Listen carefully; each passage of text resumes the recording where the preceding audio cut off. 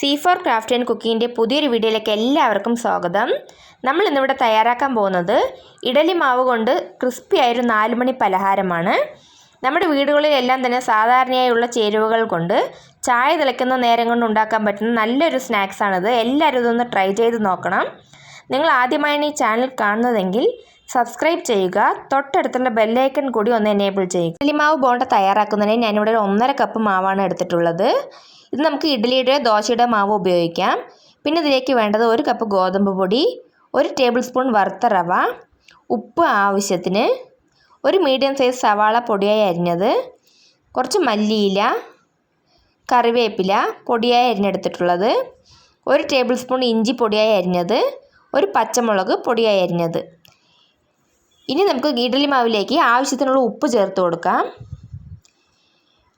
പിന്നെ നമ്മൾ എടുത്തു വെച്ചിരിക്കുന്ന റവയും ചേർത്ത് നല്ലതുപോലെ ഒന്ന് മിക്സ് ചെയ്തെടുക്കുക. ഇനി ഇതിലേക്ക് ഗോതമ്പ് പൊടി കുറേശ്ശെ ഇട്ട് കൊടുത്ത് കട്ടയില്ലാതെ നല്ലതുപോലെ ഇളക്കി യോജിപ്പിക്കുക. പിന്നെ ആവശ്യത്തിനുള്ള വെള്ളവും ചേർത്ത് ഒരു തിക്ക് ബാറ്റർ തയ്യാറാക്കിയെടുക്കാം. ഈ ഒരു പരുവത്തിലാണ് നമ്മൾ മാവ് തയ്യാറാക്കിയെടുക്കേണ്ടത്. ഇനി നമുക്കിതിലേക്ക് അരിഞ്ഞു വെച്ചിരിക്കുന്ന സവാള ചേർത്ത് കൊടുക്കാം.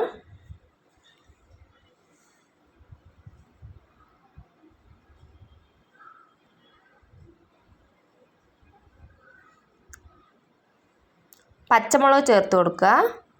ഇഞ്ചി, കറിവേപ്പില, മല്ലിയില ഇതെല്ലാം ചേർത്ത് നല്ലതുപോലെ ഒന്ന് ഇളക്കി യോജിപ്പിക്കുക.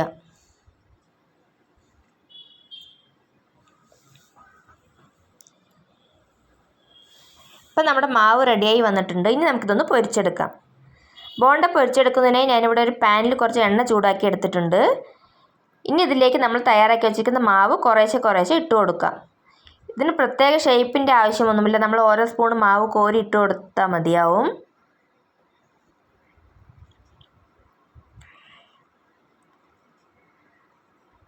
ഇനി ഇതൊരു മീഡിയം ഫ്ലെയിമിലിട്ട് നല്ലതുപോലെ ഒന്ന് പൊരിച്ചെടുക്കുക.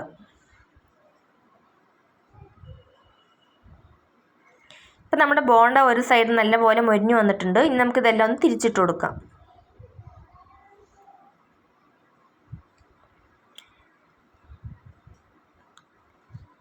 അപ്പം നമ്മുടെ ബോണ്ട റെഡിയായി വന്നിട്ടുണ്ട്. ഇനി നമുക്കിത് എണ്ണയിൽ നിന്നും കോരിയെടുക്കാം.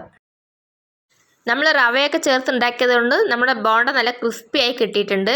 കറികളൊന്നും ഇല്ലാതെ തന്നെ ചായയുടെ കൂടെ കഴിക്കാൻ നല്ല ടേസ്റ്റുള്ളൊരു സ്നാക്സാണിത്. ഞാൻ ഇന്നത് ഇവിടെ സെർവ് ചെയ്യുന്നത് ഇഡ്ഡലിപ്പൊടിയുടെ കൂടെയാണ്. നമ്മുടെ ചൂടുള്ള ബോണ്ടയിലേക്ക് ഇഡ്ഡലിപ്പൊടി കൂടി ഇട്ട് കൊടുക്കുമ്പോൾ ഒരു പ്രത്യേക ടേസ്റ്റാണ്. എല്ലാവരും ഇതൊന്ന് ട്രൈ ചെയ്ത് നോക്കണം. ഇഷ്ടമായാൽ ലൈക്ക് ചെയ്യുക, ഷെയർ ചെയ്യുക, സബ്സ്ക്രൈബ് ചെയ്യുക. താങ്ക്